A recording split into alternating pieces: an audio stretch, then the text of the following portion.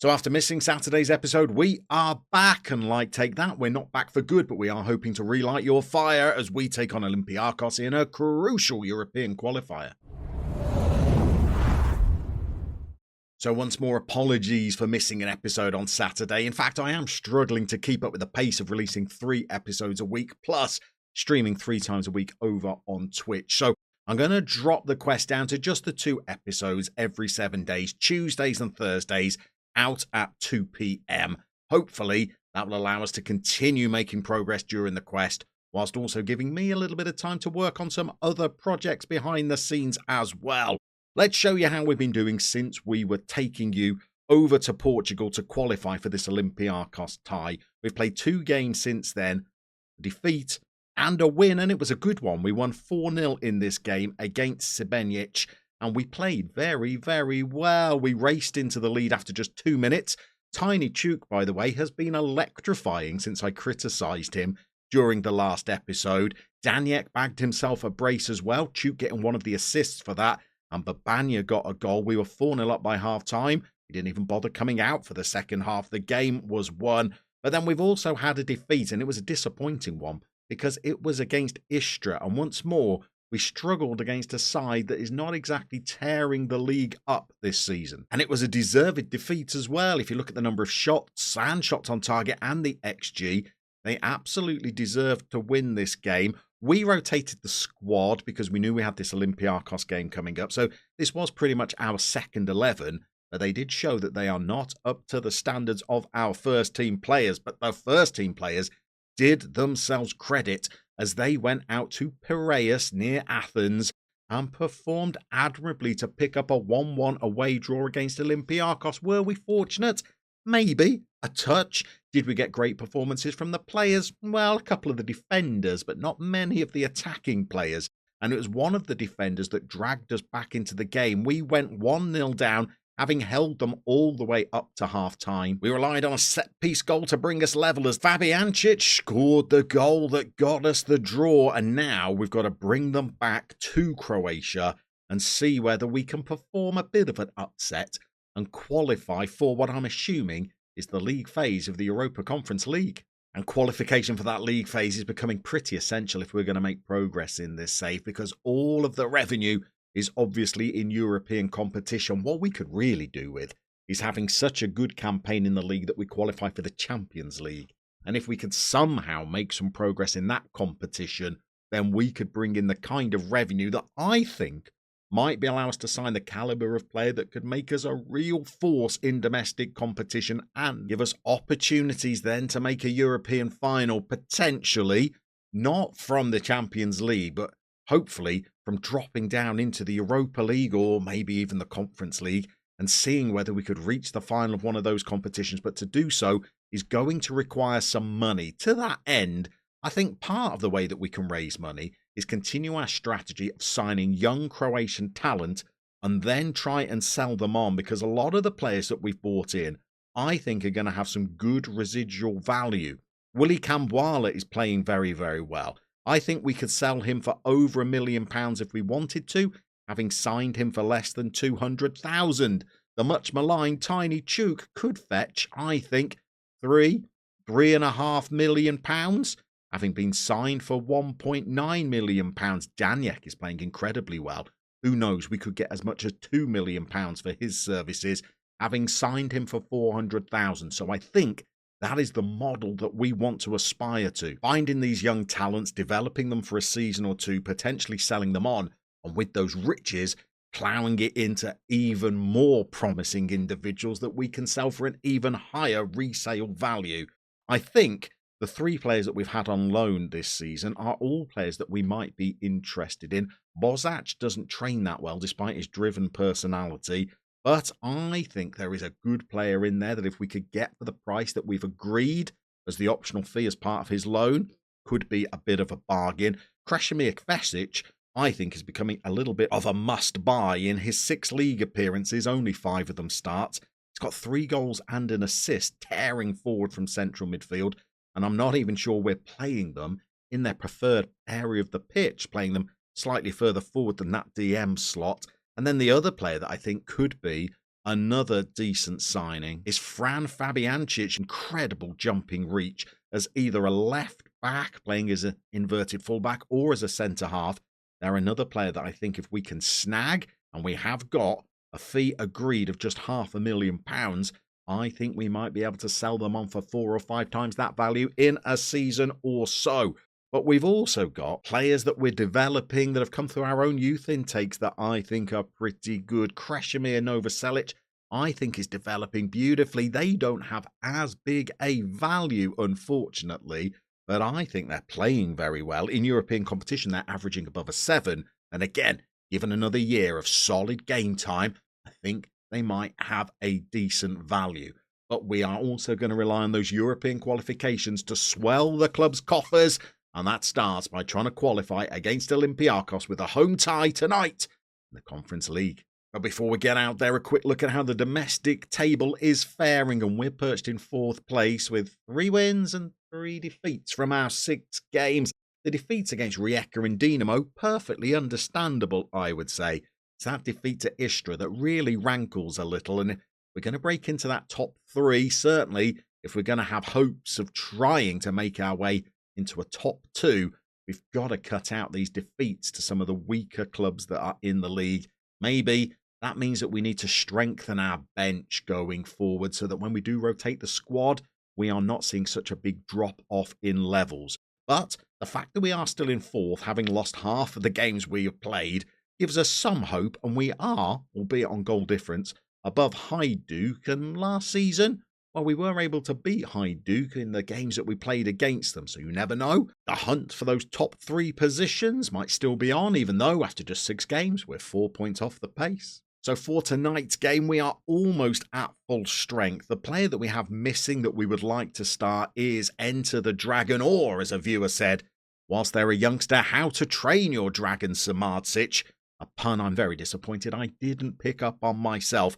They're developing very, very nicely. Another player that I think was worth the money that we invested in them. They only cost 1.1 million up front. I think we could probably sell them for 3, 4, potentially 5 in a season or so's time. And they are performing well both in Europe and in the league. And it would be good if we could have played them tonight. But they have a bit of a knock. So the player that's going to come in their place is Marko Vrankovic, experienced, quick, although technically maybe not at the same level and certainly mentally not quite as strong. We're going to play Cambuala alongside Novoselic. We're going to have Bozak, our on-loan left back, over on the left flank. We took just in front of them Kvesic and Babania, a real crucial fulcrum of our side now in central midfield, with Daniek just in front of them. And with Stanley Tucci up front, a player that is hopefully going to be supplying the crosses for Tucci from the right, is Nech Aymire, a player for whom all is forgiven. We fell out with them in Riga, bought them to Croatia anyway. In Europe, they've already scored twice. In the league, they've got 3 goals and 3 assists in just 4 starts. Hopefully tonight is the night they're going to turn on the magic once more.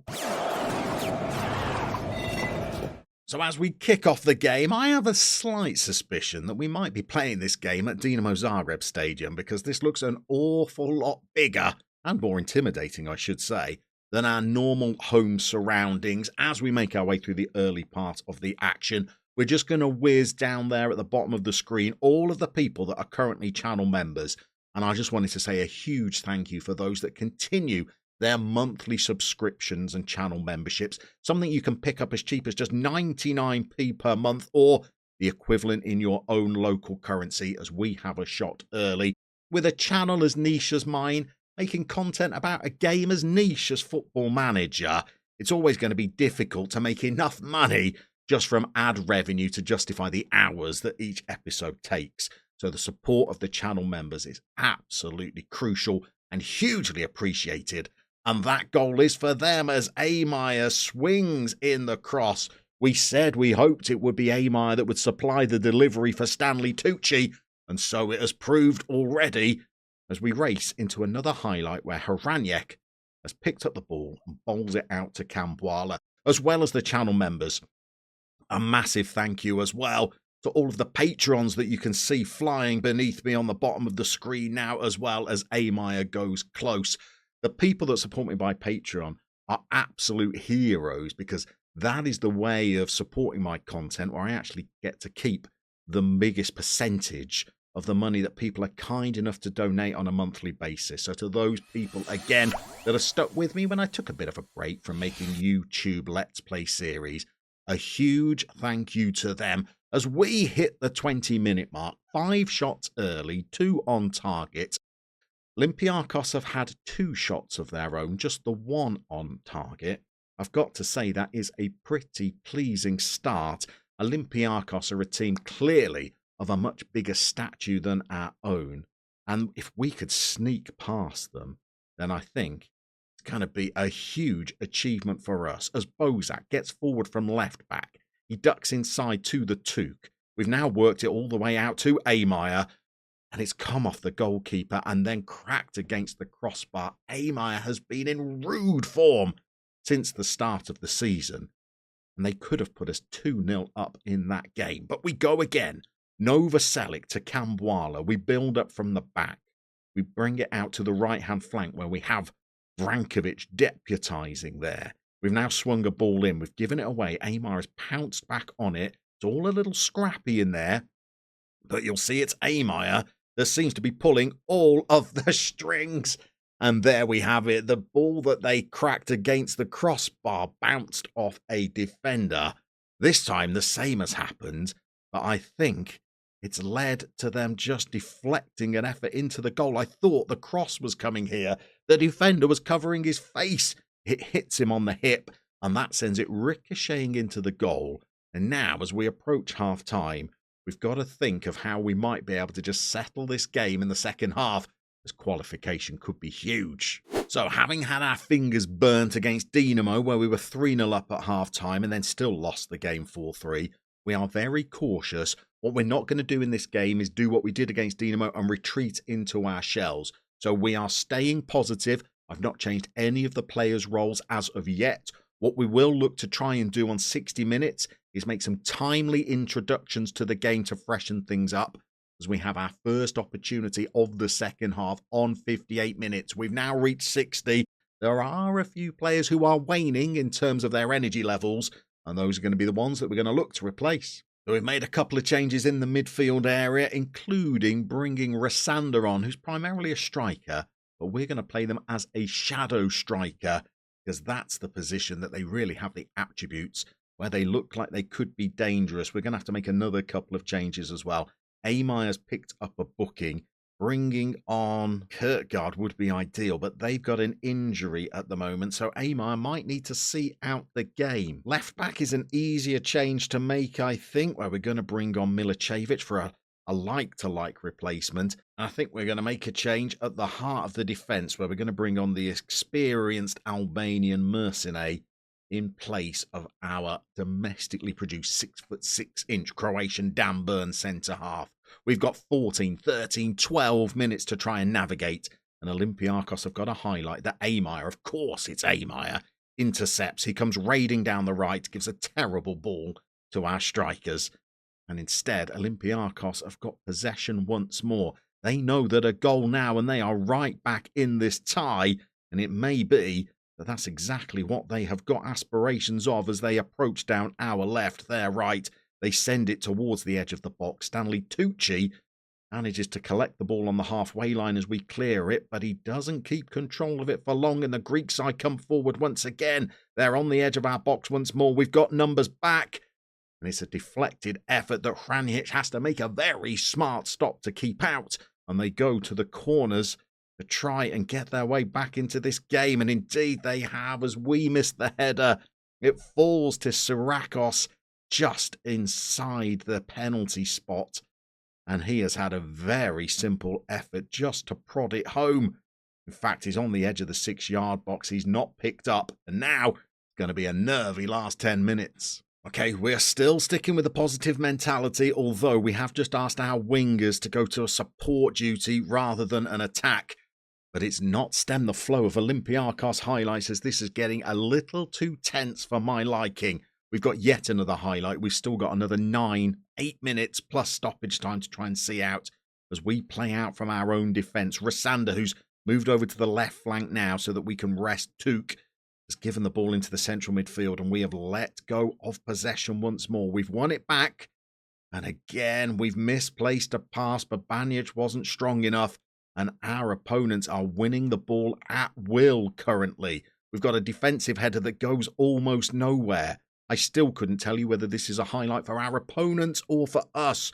Each time we manoeuvre the ball into central midfield, we seem to give up possession of it. We're doing a good job of winning it back at times, but it looks like our opponents are just bigger and stronger and fitter than we are at the death. So I've just made another change. I've dropped the tempo slightly, but we still stay on the positive mentality.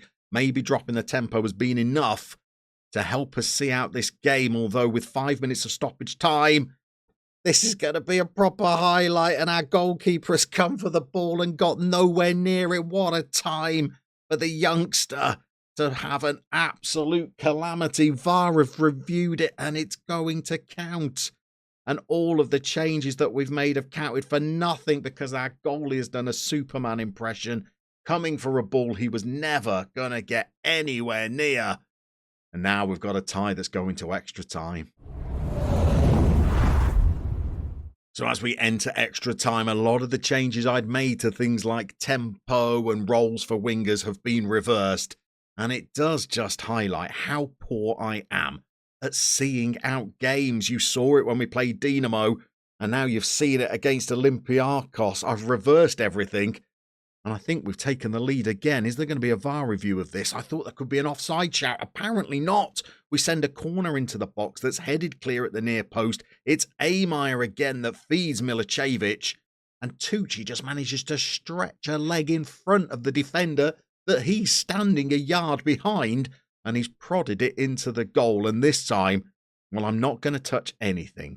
Let's just see how this very tired bunch get on, playing the way that we started the game, on the front foot with attacking wingers. We were able to make one more substitution as the game went into extra time. We've managed to rob the ball from our opponents here as well.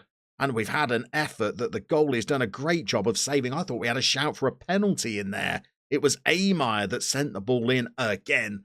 Now we are offside. I thought there was a penalty shout in the box, but it wasn't given.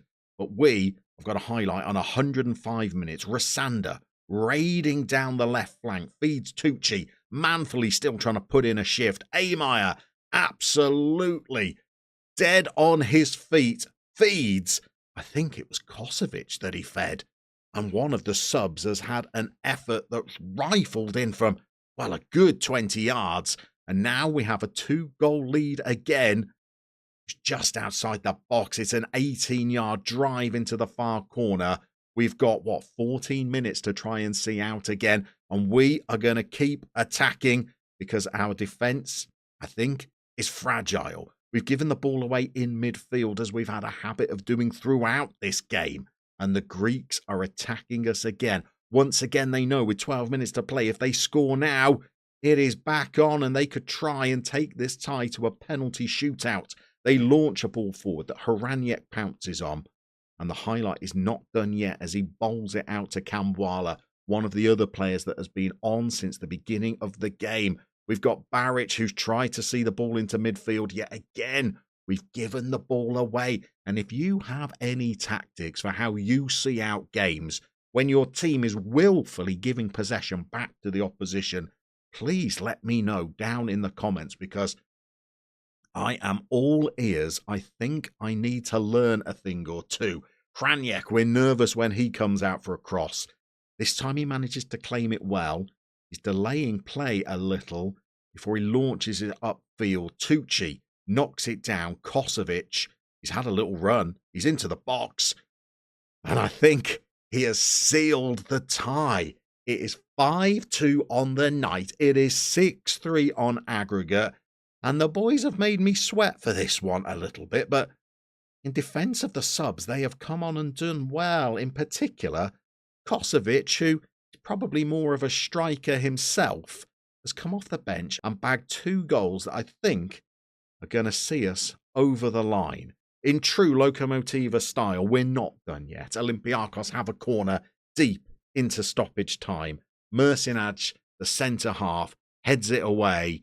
5 goals on the night against a strong Olympiacos side. 2 for Tucci, 2 for the substitute Kosovic. These boys, they're extra time heroes. And here is that European revenue that we talked about. £85,000 for that win, but £2.5 million for merely qualifying for the Conference League phase. That is going to make a valuable contribution to our club's resources. But is there a chance of picking up further revenue by winning some games during the league phase? Well, I've not clicked on the fixtures yet. You're going to see them along with me. We've been given ties. Oh, hold on here. Hold on. We've been given ties against Banik Ostrava. Feels winnable. Our old Latvian foes, RFS. I think there would be a chance. FC Copenhagen, Levski Sofia, Swiss side Luzern, and French outfit RC Lens. Now, when we made the group stage when we were managing in Latvia, of course, that was in the Europa League, where we were taking on the likes of Ajax, Mainz, Stuttgart, and AS Monaco. In the Conference League, where I'm guessing the revenue is slightly less, the opposition is slightly less intimidating, and I think there might be some games there where we might be able to pick up some wins. The only question is, can we continue to perform domestically and manage the burden of European games as well? We're going to come back probably for one of these latter European ties and try and get much of our league campaign done. By the time you come back, we're going to see whether we're capable of competing on 2 fronts. And who knows, we might even be in a qualification spot from that Europa Conference League phase. Maybe this is the season where we finally complete the quest.